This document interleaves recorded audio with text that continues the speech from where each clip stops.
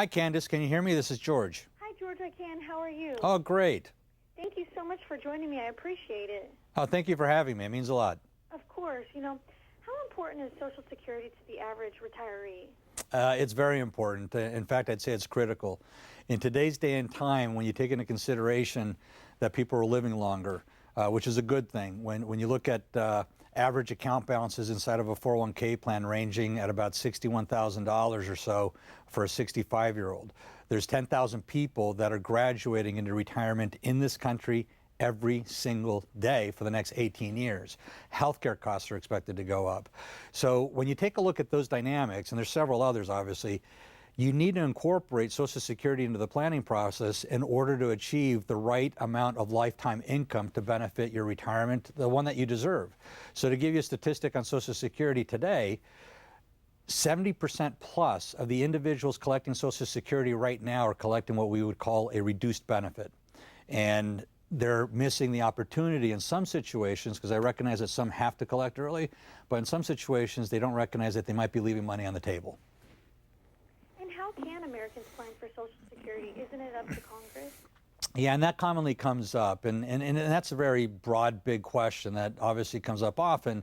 But what I would share, to your viewers and listeners is recognize that Social Security is here right now. And go back to the number that I just shared for people that are retiring. There's 10,000 folks a day.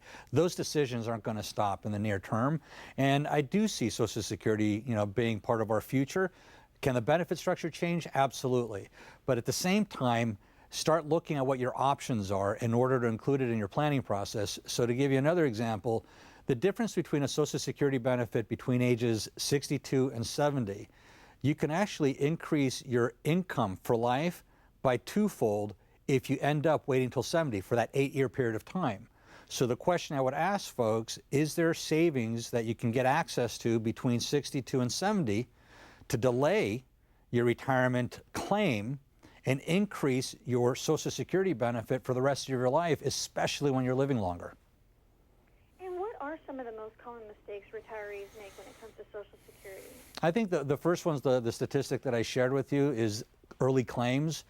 People, and I can imagine why people do this from a behavioral perspective. I've been working every single day. I've been productive in the workforce. I've been paying my taxes. And hey, I'm 62. I'm ready to collect my Social Security. So part of it's just the psychology of I paid into this and I want access to it as soon as I can, and I don't know what's going to happen tomorrow. So that's part of it. And that's what causes some folks to collect early. The other piece is unaware. People don't recognize that based on your age and when you claim, you have a different structure of benefit. There's different structures. You have a worker benefit, a spousal benefit, a survivor benefit. And lastly, you have the option to change that benefit structure depending on your specific situation, whether you're married, divorced, widowed.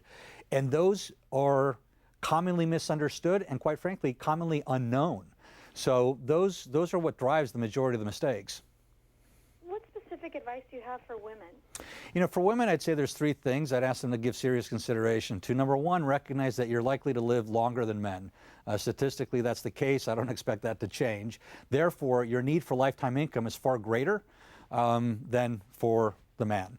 Then I would say take a look at your options. Whether you're married, divorced, widowed, you have different options that are available to you on when you take it and the option structure, and then how to convert those options over time. So I'll give you a specific example. It's not uncommon for a married couple to go and collect Social Security, let's say at their full retirement age of 66.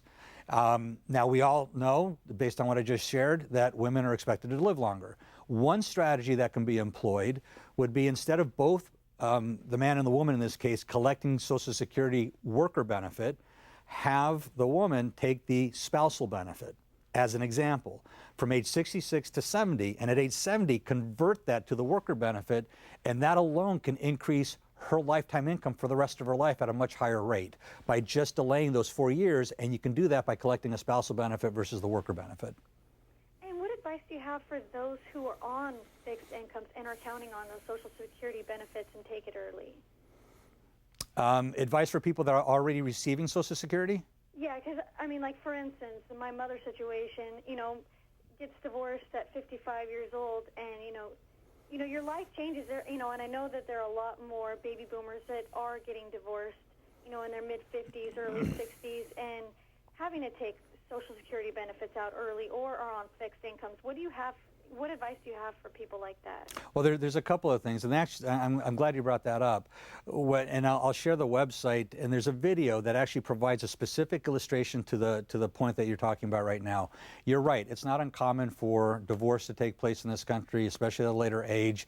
I would tell you, first and foremost, it's not uncommon for folks not to recognize that they can still collect, depending on their situation, a spousal benefit from their ex, even if they've been divorced, so long as they're unmarried. So one situation, and maybe we can use your mom as an example, Sure. She can collect spousal benefit, then at the right point in time, maybe 70, convert that spousal benefit to a worker benefit and significantly increase her retirement income for life. She's got the right to do that depending on her specific situation. And do you have any additional tips or information you'd like to share? Yeah, I think the number one tip is just please, and this is a call to action, just become aware of what's available to you and understand that you should be planning this into your overall retirement strategy, if you will. So I'd ask people to just download the information that we're talking about. It's really well laid out. We just updated it. Go to the Prudential.com website and type in Social Security in the search box, and you're going to have a paper that comes up called Innovative Strategies for Maximizing Social Security. And quite frankly, you're going to see a little video that illustrates the point that we talked about just recently regarding the divorce situation.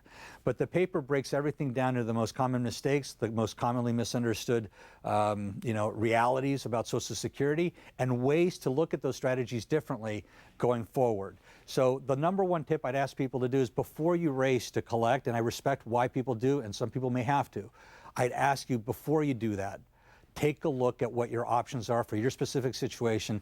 Take this information, share it with a financial planner or financial professional, and you'll end up with a better outcome for your lifetime income stream. Well, thank you so much, George. I truly appreciate it. Thank you so much, Candace. I appreciate you having me. Thanks. Have a great afternoon. You too.